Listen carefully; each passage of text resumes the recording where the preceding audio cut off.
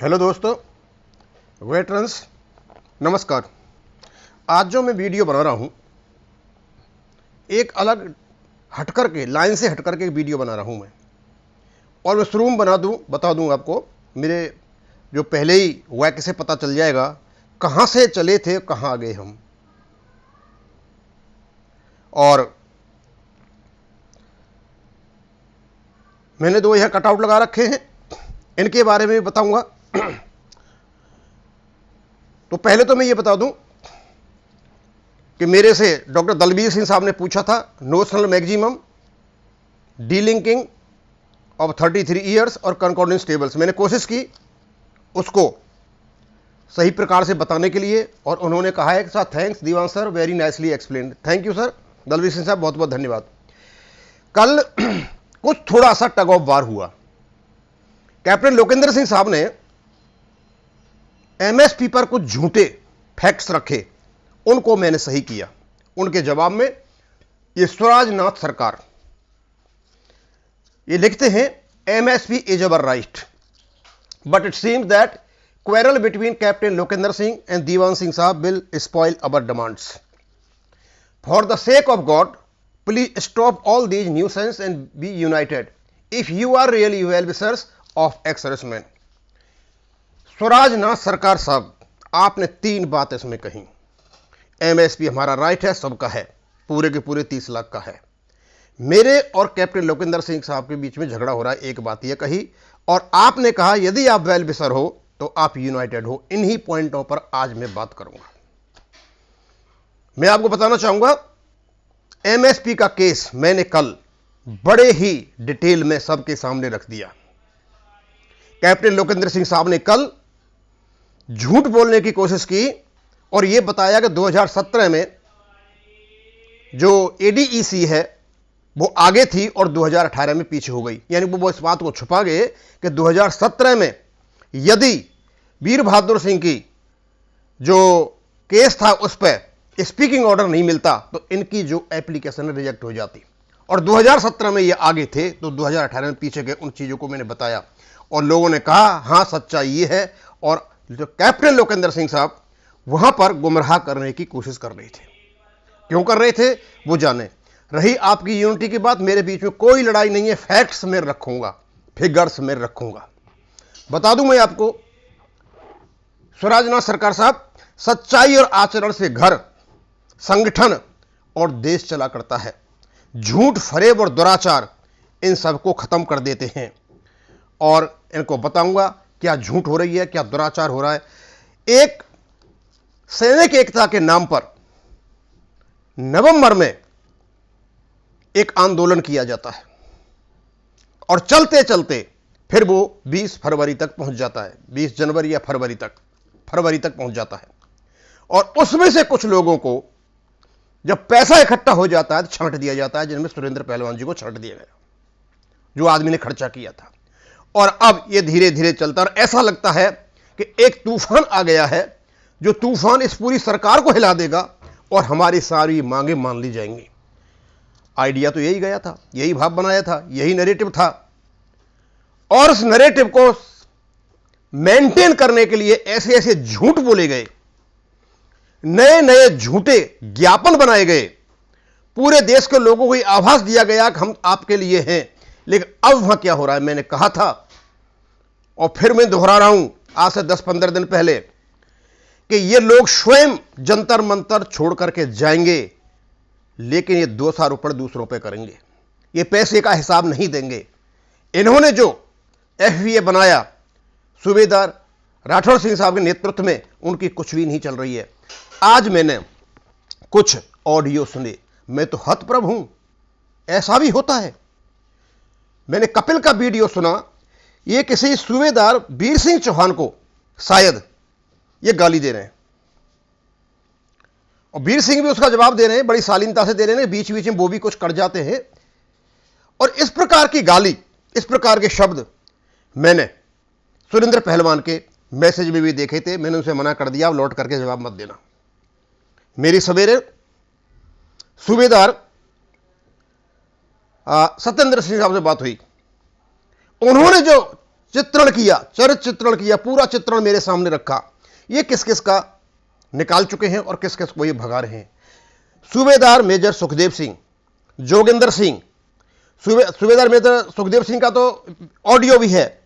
सुखदेव सिंह की बेइज्जती की, वीर सिंह चौहान की बेइज्जती की, और सूबेदार खुशहाल सिंह ने भी कहा था कि मेरे को उस पर चढ़ने नहीं दिया था। वो तो उनके बारे में भी कहा था अपने वीर बहादुर सिंह जी के साथ उसमें। अब मेरी समझ में यह नहीं आता, ये कौन सी सैनिक एकता की बात कर रहे हो भाई?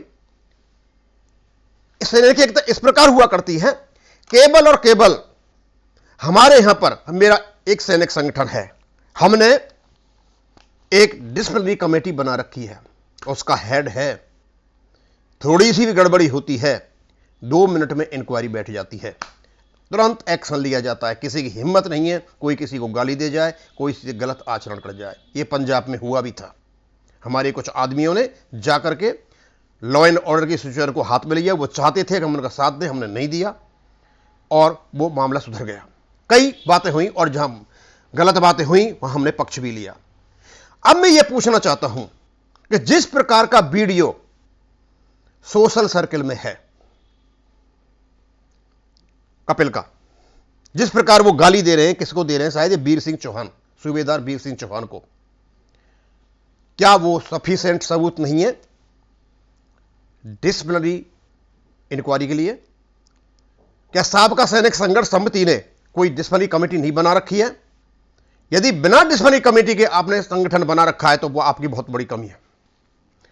मैं सूबेदार मेजर सुखदेव सिंह साहब से, सुखविंदर सिंह साहब से प्रार्थना करूंगा कि आपने मेरे पास फोन किया था और सारी बात बता रहे, सब कुछ कब्जे में है और कपिल तो आपका बच्चा है। सर बच्चा आपका ऐसे गाली देता है क्या सूबेदार को? वो तो हमें पता है पहले, ये जेसीओ से दरी बिछवाया करता था और इसका यही अभी भी यही उद्देश्य है, इसका दरी बिछवा लें। लेकिन उद्देश्य ये नहीं है सूबेदारों को गाली देने का, इसको यह है कि जो पैसा इकट्ठा कर लिया है उस पैसे को कैसे पचाया जाए। हम एफबीए के चेयरमैन जो अर्जुन सिंह राठौर साहब हैं, मैंने उससे बात भी हुई थी, मैंने बताया भी था कि सर एक दिन आपको अपमान सहन करना पड़ेगा। आज अपमान की स्थिति आ चुकी है। जिस प्रकार ये 4-5 सूबेदारों को गाली दे चुका है, वहां से भगा चुका है, और इसने और कोई नरेश हैं यूपी के, उनको भी भगाया। आप प्लीज अपने लेवल से डिसिप्लिनरी इंक्वायरी कराइए। सोशल मीडिया में इसकी गालियों का ऑडियो है। इस प्रकार सैनिक एकता नहीं हुआ करती। सैनिक एकता को इन लोगों ने तार तार करके रख दिया है। अभी तक एक भी ज्ञापन भारत सरकार के पास ऐसा नहीं गया है जिसमें भारत सरकार इनसे बात करे। मैंने बार बार कहा है कि आपका ज्ञापन गलत है, उसके कारण भी बताए, उसका पूरा का पूरा मैंने पोस्टमार्टम भी कर रखा है। एक भी आदमी ने पूछा कहां गलत है, जिसने पूछा मैंने बता दिया यहां गलत है।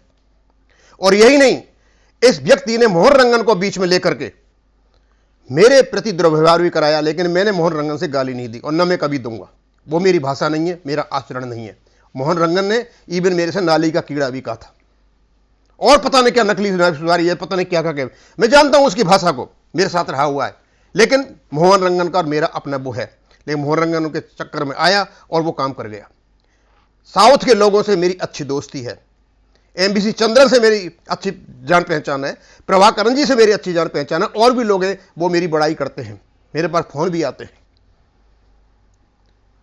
लेकिन सैनिक संगठन को तोड़ने के लिए एक व्यक्ति इस प्रकार की हरकत करेगा तो हम वीडियो बनाएंगे। हम वीडियो बना रहे हैं फैक्ट्स एंड फिगर्स के आधार पर। पहले मेरे वीडियो में लोग सोचते थे कि मैं शायद इनकी सैनिक एकता को तोड़ रहा हूं। भाई मैं तुम्हारी सैनिक एकता नहीं तोड़ रहा, मैं आपसे सिर्फ यह कह रहा हूं कि आप बोलचाल की भाषा को बदलिए, आचरण को ठीक रखिए। आचरण ठीक नहीं होगा तो सैनिक एक नहीं हो रहे, और ये सारी बातें भारत सरकार के पास जाती हैं। ज्यादा नहीं कहा जा सकता, इतना ही कहूंगा, क्योंकि आज मेरा वीडियो बनाने का वो नहीं था। लेकिन सवेरे जब मैं जगा और मेरे पास जो ऑडियो क्लिप्स आए विभिन्न सूत्रों से और विभिन्न व्यक्तियों के, तो मैं तो हतप्रभ था कि ये कैसी सैनिक एकता है, ये कैसा आंदोलन कर रहे हो भाई। पहले तुम जेसीओ ऑफिसर को गाली देते थे, उनकी विशेष गाली देते थे, उनको छोड़कर जेसीओ के पीछे पड़ गए। उसके बाद में जब कोई सीनियर एनसीओ आएगा, कोई आएगा, फिर तुम उसके पीछे पड़ जाना। मतलब आपको लोगों को भगाना है वहां से, कि इसलिए आपके फंड पर कोई डाका नहीं डाल रहे।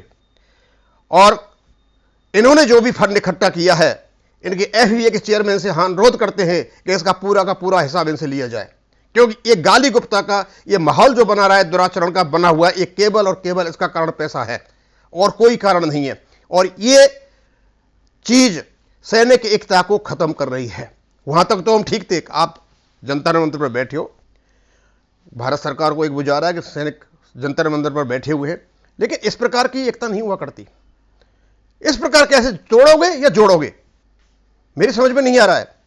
अब मैं जिस नाम भी मैंने कहा है उससे शायद हो सकता है बहुत कुछ लोग समझ गए होंगे कि वो एक्चुअली हो क्या रहा है।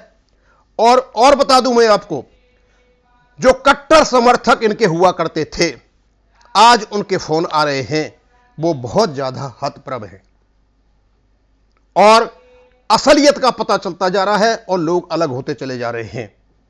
असलियत यह है और ये बिल्कुल ही अलग हो जाएंगे। अब मैं इसको यहीं खत्म करूंगा। थैंक यू, धन्यवाद।